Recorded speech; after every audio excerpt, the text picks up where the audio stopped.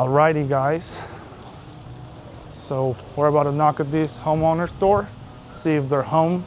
Seems like it's a roof that's a 3-tab. I noticed a couple of shingles getting lifted up in the back, so let's see if they had an inspection done soon, recently. Don't really see anything on the gutters. They seem pretty clean. Same as the downspouts. But let's see, because it's still a 3-tab roof at the end of the day. So as we all know, or if you didn't know before and you're new into roofing, 3-tabs are, I don't want to say the cheapest, but I would say the weakest roof. Barely 1-inch size hail will be enough to damage it. So that tells you everything you need to know. And if you live in Texas, that might not be the roof that you want protecting your house, you know?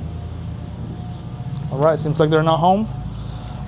One thing I always do, always leave my business card. Always do.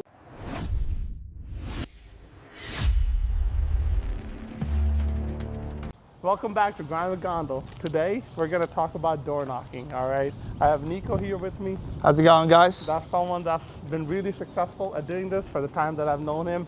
He's been door knocking for a while. How many years now? Well, in total, in sales, I'll probably say like about 5-6 years. 5-6 years, yep. And so I'm gonna pretty much have him share with us what his tips and tricks are and how to be successful at door knocking, especially as a roofer here in DFW. So Nico, why don't you start off, tell us a little bit about what you do the day that you know that you're gonna be door knocking, when you show up, or I guess before even you show up, what kind of goes into it for you to have the right mindset to start your day? Right. So first of all, if you guys don't already know, I've been in sales for about 7 years now, and I actually started doing water softeners. I started as a canvasser, setting up appointments. Then I moved into solar panels, again, door knocking, canvassing to get clients. Man, those are hard sales. Oh yeah, they are. Oh yeah, they are. But I got started in solar at the end of 2021. I went to had a California trip, and I noticed how many solar panels there were. Looked into it, and I noticed they were very popular here in Texas as well. But long story short, a couple of years later, I met this guy, and then got started into the roofing industry. And I already had sales experience, canvassing experience, so that's whenever I started door knocking for it, since everyone needs a roof at the end of the day, right? Correct. Yep. So that's when I started it. I loved it. That's why I still do it. Thankfully, I've been pretty successful at it. Thanks to this guy too. But for the most part, one of the main things that I focus on whenever it comes time to door knock, I like to prep my stuff. I like to prep my day, and that sometimes comes from the day before, the night before. That's usually when I do research on the areas where I'm gonna door knock, where I prep my day, how many doors I'm planning to hit, how many people I want to talk to, how many claims I want to file. All of these things play a huge role on how your day develops, right? And based on that, your numbers will grow as well. So number one thing is that the day before, I schedule my entire day. People make fun of me, my wife makes fun of me because I schedule everything, even 3:15, I count everything. Every 15 minutes, 30 minutes, just to make sure my whole day is organized. So I plan out my day, I schedule the morning, the afternoon, and then the evening, right? And then I look into areas. Now, the best way to look into areas, I'm sure you guys are familiar with Hail Trace or even Hail Recon. It shows you all the areas that have been hit by hail or even windstorms, right? So I usually love to do is I backtrack to all my past clients, all the referrals, people who I've already done roofs for. So I go back to those areas and I look back into that neighborhood and see, okay, how many people have a new roof, how many people haven't gotten the chance to replace their roof, and how we can get them taken care of. So Nico, before you even get into that, like, is there goals, targets that you set? What about like your numbers? Like, how do you keep track of all the doors that you've knocked, all the no-shows, or so on and so forth? Tell us, how does that go into your preparation? That's a great question, actually. And believe it or not, that has a lot to do about the area that you choose to go door knock at. That's why I love choosing neighborhoods that are big. You got plenty of streets, 2 side streets just like this. That way you can go loop around, hit the right side, then loop around, hit the left side, and then move to the next, and then move to the next. My main thing personally, I like not how many doors I knocked, but how many people I speak to, right? So that's really my main goal. But again, that comes with the area, so you gotta choose a good area. You can't really choose a neighborhood that has 2 or 3 streets. because you're gonna have to move pretty quick.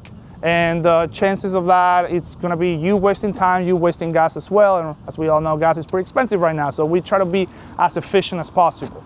So that being said, we wanna make sure that our areas are good neighborhoods, decent sized homes, nothing too crazy, right?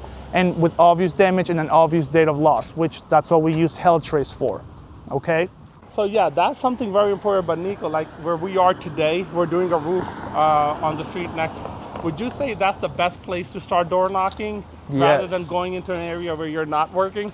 Yes, actually, that is the best. That's actually my favorite. You know, you're doing a roof, you're being loud, you're being there since 6 in the morning. People notice. I don't know about you guys, but my neighbors are pretty nosy. So every time something's going on my place, they know and they're looking. So the exact same thing is going on in the neighborhoods when someone's putting up a new roof. Even any type of construction in the home, it just raises concern to everyone else, and it makes them wonder, could I possibly get a new roof too? So that's when you prep the day before, you check with your company, you check with your manager, are there any installs coming up? Are there any installs this week, tomorrow, anytime this week? Please send me the address, that way I can show up there early. The best time is honestly 8 or 9 in the morning when you're catching people before they go to work, or some people who are just started the day off early, and then get them to show them, hey, one of my favorite phrases or go-to pitches whenever we're installing a roof is like, hey, how's it going, Mr. Homeowner? Sorry if we're waking you up or we're being too loud. I just wanted to stop by and drop off my business cards just in case we get any debris into your property, okay? You know, that way it shows that you're being respectful, you're being professional, and then that you're also not taking care of your customer, but you're also taking care of their neighbors. Absolutely. And on that note, Nico, there's also a pitch that you can do technically if you're one step ahead, is you can actually be in that area a day before, and you can knock on the door and tell all the neighbors, hey, look, my name is X, Y, and Z. The reason I knocked on your door is because we're going to be doing the roof down the street there tomorrow. So I just want to apologize if there's any noise. I just wanted to let you know, and also give you my card if there's any debris or something like that that comes on your side, so that way we can stop by and get that clean for you. Correct. Now, what you've done on that is you've prepped yourself to be there tomorrow, and then go ahead and present the pitch, right? A lot Correct. of people will try to like jump onto the kill, like right there, so to speak, like, or get the clothes right there. No, you got to set yourself up, right? And setting yourself up for the day of the install, that's the easiest way. Oh, so easy. That's what I would recommend, like definitely going there before. So on that, what is the first thing you do when you come to an area? So we have an area here, let's show you guys. So this is the area we're in right now, all right? And obviously, you know, you drive up to it. Where do you start, right? How do you determine which area to start from? So how do you tackle that, Nico? That's a great question. So let's go back to the previous example with an install, right? So we call it 6-pack. I'm sure you've heard of it before. You want to hit the doors to the right, the doors to the left, and the house is right across the street from your install. That is the best way. Those are the first people who will be the first one getting debris, and the first people noticing the roof getting installed. Because they're around it, they will hear the noise at 6 in the morning. They're definitely going to take a peek, and they'll realize one of their neighbors is getting a roof. That's why, again, I love knocking early in the mornings on the day of the install. Mm-hmm. So you start with those, and then you finish that same street. Again, you hit the right side, and then loop around, hit the left side. You don't want to leave any houses unhit, if that makes sense. You want to make sure you're hitting all doors, that you're getting as many interactions as possible. And it doesn't matter, even if it's a renter, even if whatever the case may be, even if they're not home. Remember, people have jobs in the mornings, people work out, people go do grocery shopping, right? Sometimes they're back home in the evening. So even if they're not home in the mornings, the only way for you to determine if an area is really, really great is by door knocking it a couple of days. And that means coming back in the evening as well, not just in the morning. So I like what you said there, Nico, because a lot of people, what they'll do is they'll door knock the area once and never show up. And Correct. You know, if you're door knocking for the whole day, you're going to have a lot of people that are not there, especially on the weekdays. Oh, yeah. So you cannot knock an area once, okay? Correct. That's the biggest thing. You have to be there. People have to know you're there, okay? If you're doing this roof, right? So here, let me show you guys. This is the roof that we're doing today.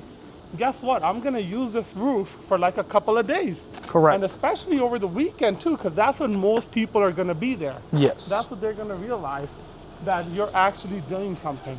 So it's very, very important to do that. And don't just leave an area after one call, pretty much. All right, so Nico, we're at the area. What do you do? All right, how do you plan out? I know you have set hours. Obviously, you cannot be door knocking 10 hours a day.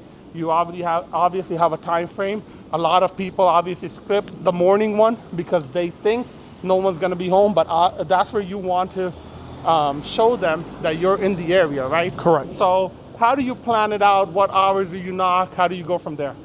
That's a great question. So it goes all back to scheduling and prepping from the day before, right? So once you get your area, once you have your locations, whether it's an install, or whether it's a roof or someone who you already been working with, you want to make sure that you're also now scheduling your times. And again, if you're someone who likes to work out, who gets active in the morning, make sure you're waking up early enough to the point that you're able to get everything taken care of, come back home, have a healthy breakfast, because you want to make sure you're fueled. That's number one thing that I've noticed in the roofing industry.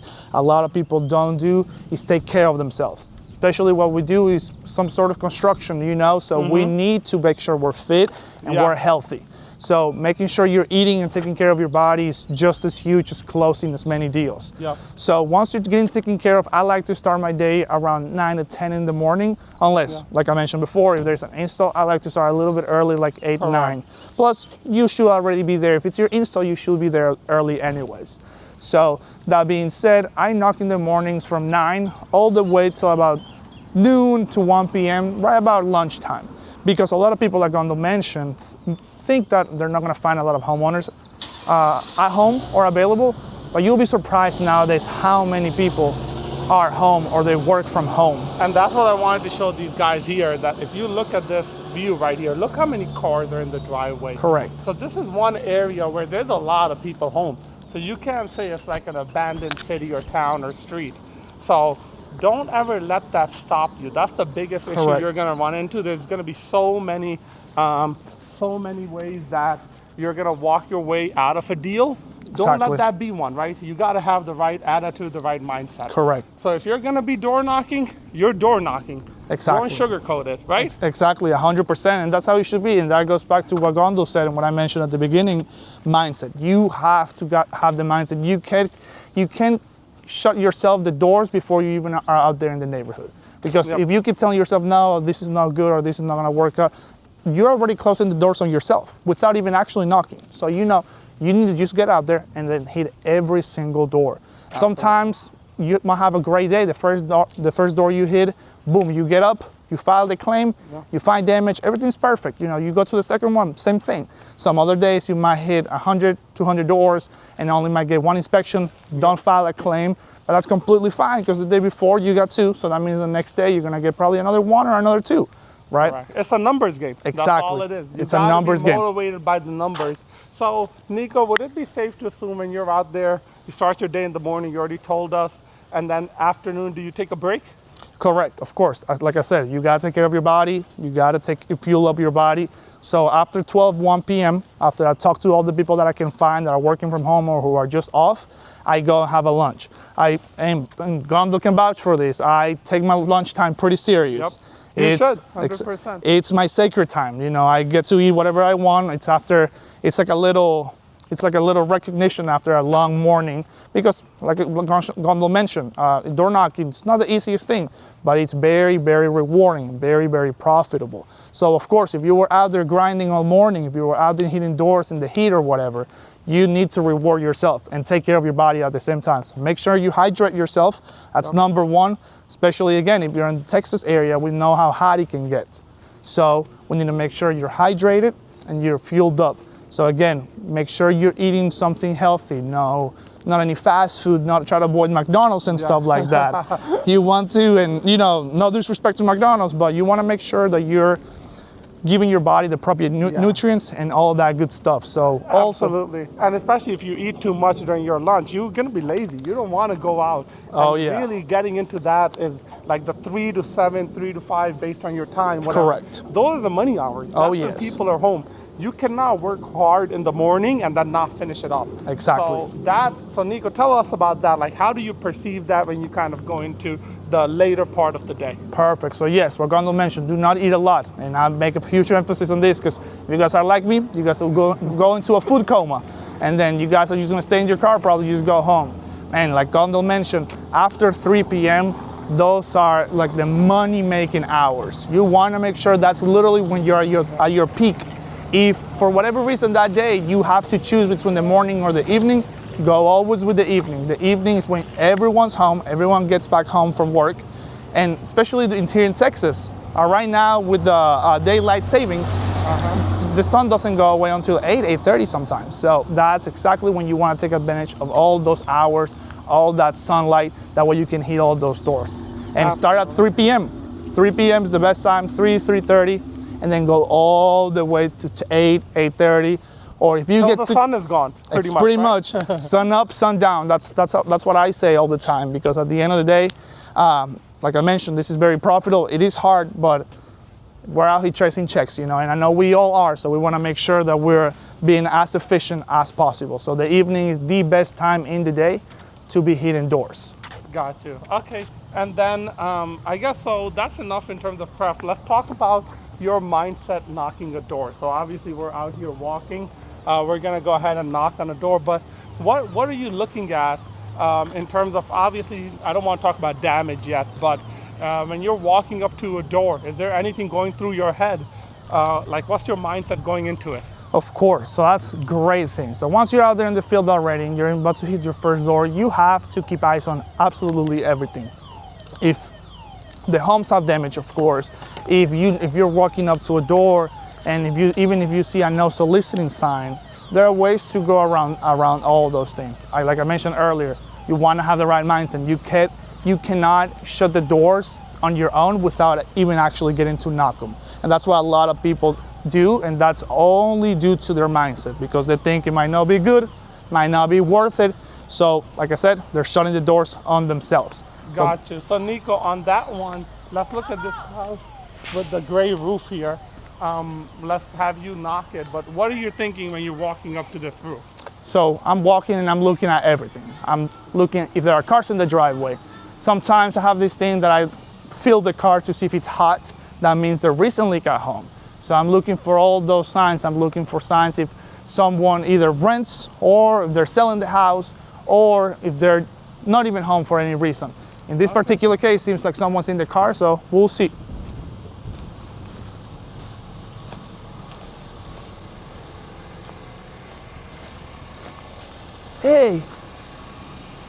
Hey, how's it going, boss? Sorry to bother you. My name is Nico. We're actually over there with one of your neighbors. We're installing up a roof, and we're doing one final sweep because we noticed some homeowners still haven't gotten a chance. I appreciate it, but we got a new roof recently. Oh, So. oh, nice. How long ago did you guys get it? A couple years ago. Oh, okay. Well, I was just wanting to talk to you because I did notice on this side. Well, I don't know if you noticed yourself. You got some areas on the roof that are sinking in. Were you aware of that before? Yeah, and I have a card. I don't know if it's your company or another roofing company. Okay. So when I'm ready, right now I have a lot going on, so I'm Right. interested in Oh, yeah, I'm sure, man. You don't want to be dealing with whatever you got, and on top of this, the roof and the insurance. We actually are pretty good at making sure everything is super light on you and that we do the heavy lifting for you, because I want to make sure that you're taken care of, because you guys did have a storm recently, and that's exactly how we got the insurance to approve. Yeah, of course. Here you go.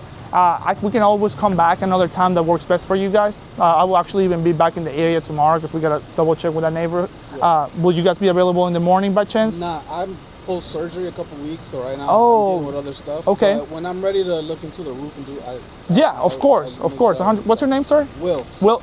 Nice to meet you, Will. I'm Nico. Right oh no, no worries. You're all good. So yeah, that's one of the things.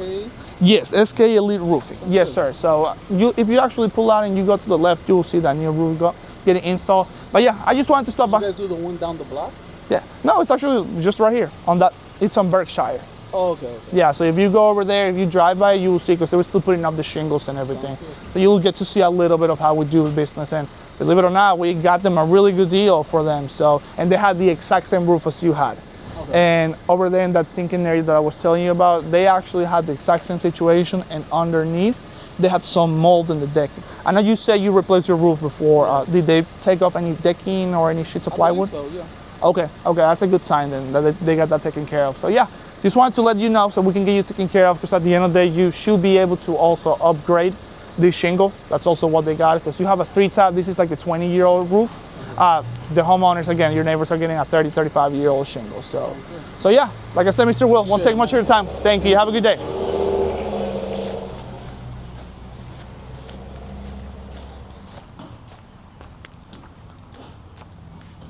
All right, so I didn't get to hear that yet, but obviously I will. First thing before we even let Nico talk is when I look at a car like that, when I'm walking up to a house like that, first thing, like you said, car. Where is the car parked? The main decision maker of the house is always going to park the car closer to the steps because that's going to be their spot. You can look at any house. Second, he acknowledged someone was in the car. So he's obviously going to interact with it. Don't just ignore that, right? Yes. If you're just passing by it, that homeowner is already thinking that you don't have the right sense to even look in the car when you hear the car on, right? Third, are the lights on? Okay, is the garage door open? What's going on with that? So those are just, again, my tips. Nico already obviously looked at it. And also when you knock, right, you want to give him your space. Or if you guys saw in the video, he was in the back a little bit. He had like about 3 to 4 feet of distance. But once he started talking to him, he moved up. Okay, you cannot just go to their door right at the start. They don't know who you are. People Correct. are gonna judge you after you talk to them for a bit, right? So once you have that initial conversation, okay, then it's safe to step up. And depending on how they respond. So just keep that in mind, just little tips and tricks. Same thing when you knock the door, you step back as well.